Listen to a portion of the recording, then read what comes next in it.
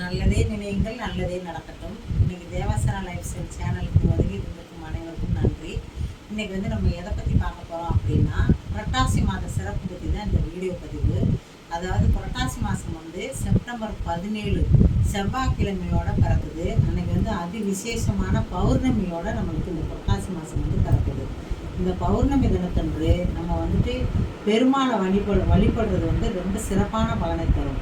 அதாவது அன்றைக்கி சத்யநாராயண பூஜையை நம்ம கோவிலில் பண்ணாங்கன்னா நம்ம அதை அட்டன் பண்ணலாம். அப்படி இல்லைன்னா சத்யநாராயண பூஜை நம்ம படம் இருந்ததுன்னா நம்ம வீட்லேயே எளிமையான முறையில் சத்யநாராயண பூஜை பண்ணுறது ரொம்ப சிறப்பான பலனை தரும். சத்யநாராயண படம் நம்ம வீட்டில் எல்லாருமே படம் வச்சு தான் நம்ம இந்த பூஜை பண்ணணும். அதை எப்படி பண்ணலான்றதை பற்றி நான் இன்னொரு வீடியோவில் சொல்கிறேன்.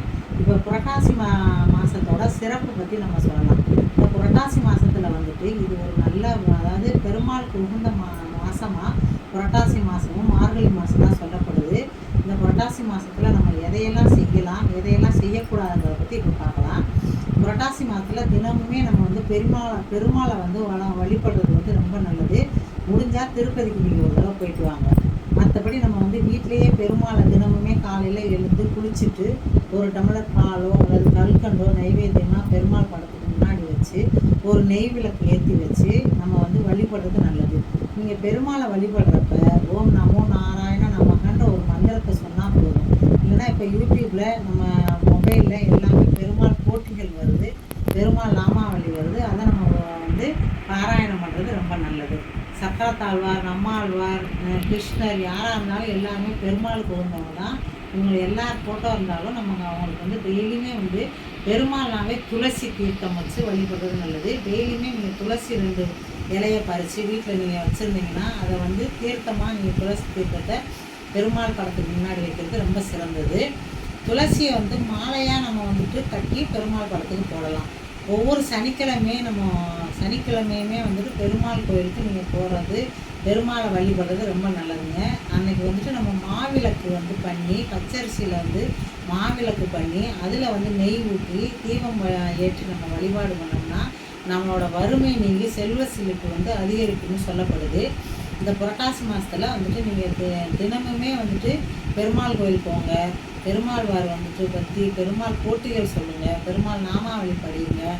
இந்த மாதிரி தினமுமே நீங்கள் பெருமாளை வழிபடுறது சால சிறந்ததுங்க. இப்போ புரட்டாசி மாதத்தில் நம்ம அசைவம் தவிர்க்கிறது நல்லது. ஏன்னா அதில் பிணிகள் நிறைந்த மாதம்னு சொல்லப்படுது. அதனால் ஈஸியாக நம்ம செரிமானம் ஆகிற மாதிரி உணவு வகைகளை எடுத்துக்கொள்வது ரொம்ப நல்லது. அசைவம் சாப்பிடாமல் இருக்கிறது ரொம்ப நல்லதுங்க. அதுக்கப்புறம் இந்த புரட்டாசி மாதத்தில் என்னென்னா செய்யக்கூடாதுன்னு இப்போ தெரிஞ்சுக்கலாம்.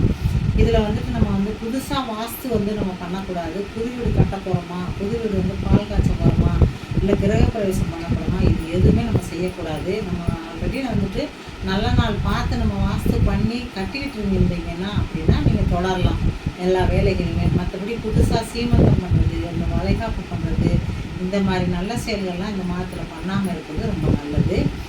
மற்றபடி நம்ம யூஷுவல் எல்லாமே நம்ம பண்ணலாம்.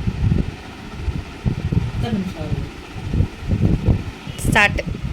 இந்த புரட்டாசி மாதத்தில் மகாலய பட்ச அமாவாசைன்னு வரும். இது 15 நாட்கள் இது இந்த அமாவாசையை கொண்டாடுறாங்க. இந்த அமாவாசையில் நம்ம முன்னோர்கள் நம்ம கூட அமர்ந்து சாப்பிடுவாங்கன்றது மாதிரி சொல்லப்படுது. அந்த நாட்களில் நீங்கள் ஒரு நாளைக்கு 2 பேர் தான் அன்னதானம் பண்ணுங்கள். உங்களால் முடிஞ்ச அளவு என்ன தானம் பண்ண முடியுமோ சாப்பாடு வாங்கி கொடுங்க 2 பேருக்கு. இந்த மாதிரி தானங்கள் நிறைய செய்யுங்க. இந்த மகாலய பட்ச அமாவாசை நம்மளுக்கு நினைத்ததே நம்ம வேண்டிய நம்ம முன்னோர்களுக்கு செய்கிறதா நினச்சி நீங்கள் அன்னதானம்லாம் பண்ணிங்கன்னா உங்களுக்கு வாழ்க்கை சிறப்பாக அமையும் அப்படின்னு சொல்லப்படுது. அதனால் நீங்கள் அன்னதானம் செய்கிறது ரொம்ப சிறந்ததுங்க. அப்புறம் இந்த மாதம் பிணிகள் வர்ற மாதமாக இருக்கிறதுனால நீங்கள் நிலவேம்பு கஷாயம் குடிங்க, எடுத்துக்கோங்க, குழந்தைங்களுக்கு கொடுங்க. அதே மாதிரி துளசி தீர்த்தம் நம்ம டெய்லியே வெந்நீரில் துளசி போட்டு நீங்கள் குழந்தைகள் பெரியவர்களோட அருந்தலாம். அப்புறம் கஷாயம், அதாவது தினம் ஒரு கஷாயம் சாப்பிடுங்க. அதாவது ஜீரக தண்ணி எடுத்துக்கலாம், கருஞ்சீரக தண்ணி எடுத்துக்கலாம், வெட்டிவேர் தண்ணி எடுத்துக்கலாம்.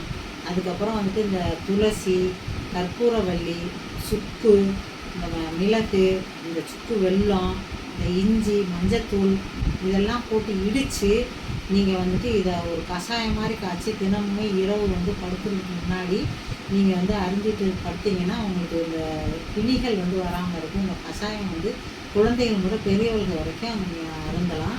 இதே நீங்கள் முயற்சி செஞ்சு பாருங்கள். இந்த புரட்டாசி மாதம் வந்து சிறப்பான மாதமாக எல்லோருக்கும் அமையட்டும். நன்றி.